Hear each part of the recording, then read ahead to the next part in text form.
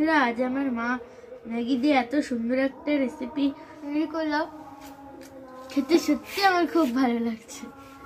আমরাও ট্রাই করব। বন্ধুরা, ম্যাগি, বাচ্চারা তো ম্যাগি খেতে ভীষণ পছন্দ করে, বড়দেরও কিন্তু খুব ভালো লাগে। তবে প্রতিদিন একইভাবে মশলা দিয়ে সেদ্ধ করে না খেয়ে আজ একটু অন্যরকমভাবে ম্যাগির একটা সুন্দর রেসিপি শেয়ার করছি, যেইটা তোমাদের সবার ভীষণ ভালো লাগবে। কিন্তু এখানে 6 প্যাকেট ম্যাগি নিয়ে নিয়েছি, আর সেই জন্য এখানে মিডিয়াম সাইজের 2টা পেঁয়াজ কুচি, একটা গাজর কুচি, 3টা কাঁচা লঙ্কা কুচি, 2টা রসুন কুচি, একটা আলু কুচি, একটা টমেটো কুচি নিয়ে নিয়েছি। এইবার চলো বানানো শুরু করি। ওভেনটা জ্বালিয়ে দেখো, একদিকে জল গরম হতে দিয়ে দিয়েছি, আর একদিকে কিন্তু কড়াই গরম হতে বসিয়ে দিয়েছি। এই গরম কড়াইয়ে দেখো আন্দাজ মতো সাদা তেল দিয়ে দিচ্ছি। খুব বেশি তেল দেবো না, অল্প তেলেই রান্না করব। 2 টেবিল চামচ পরিমাণ মতো সাদা তেল দিয়ে তেলটাও ভালো করে গরম করে নিয়েছি। এবার কিন্তু কুচি করে কেটে রাখা আলু দিয়ে দিচ্ছি গাজর কুচি, পেঁয়াজ কুচি, রসুন কুচি, কাঁচা লঙ্কা কুচি। স্বাদ মতো দেব লবণ, চা চামচের 2 চামচ পরিমাণ লবণ দিয়ে দিয়েছি। 3 থেকে 4 মিনিট সময় নিয়ে নেড়ে চেড়ে ফ্রাই করে নেব। আর এদিকে জল দেখো টকবুগে ফুটছে। এইবার দেখো ম্যাগিগুলো দিয়ে দিচ্ছি। মশলা দেব না, শুধু ম্যাগিগুলোই দেব। একটু নেড়ে চেড়ে 2 মিনিটের মতন জাস্ট কুক করে নেব। 2 মিনিটের মতন কিন্তু কুক করে নিয়েছি। এইবার এই যে শাকের জল ঝরানো ফোটা ফোটা গামলায় কিন্তু ঢেলে দিচ্ছি। জলটা ভালোভাবে ঝরিয়ে নেব, দিয়ে ধুয়ে নেব।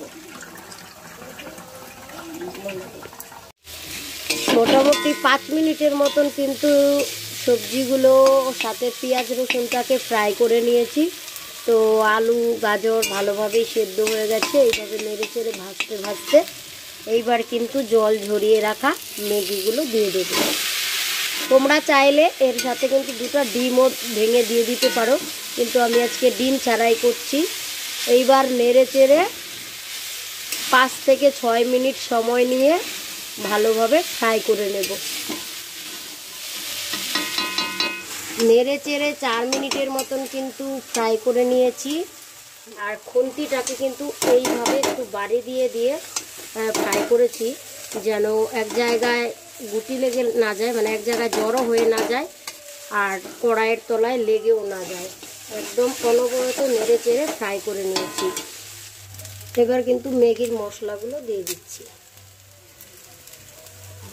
মশলাটা দিয়ে আবারও 1 টেবিল চামচ পরিমাণ সাদা তেল কিন্তু 4-5টা ছড়িয়ে দিয়ে দিচ্ছি। একদম হাফ কাপ পরিমাণ মতো জল দিয়ে দিচ্ছি।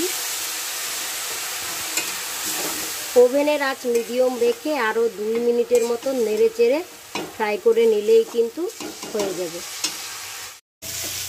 রান্না কিন্তু কমপ্লিট। দেখো এর তলায় লেগে যাওয়ার কোনো ব্যাপার নেই। এখন শুধু গরম গরম পরিবেশনের পালা। তো এখন নামিয়ে নিচ্ছি।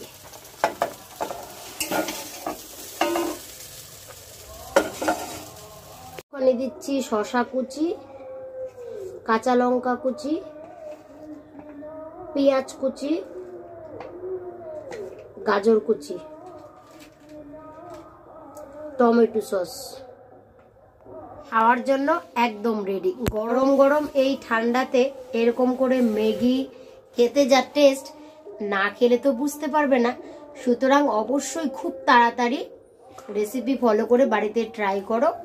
আর খেতে কেমন ছিল কমেন্টে জানিও। ভালো লাগলে চ্যানেলটাকে সাবস্ক্রাইব করে পাশে থাকা বেল আইকনে ক্লিক করে দিও, পরবর্তীতে নতুন নতুন রেসিপির আপডেট সবার প্রথমে। এখন কিন্তু পরিবেশনের জন্য একদম রেডি। কোথায় গেছে?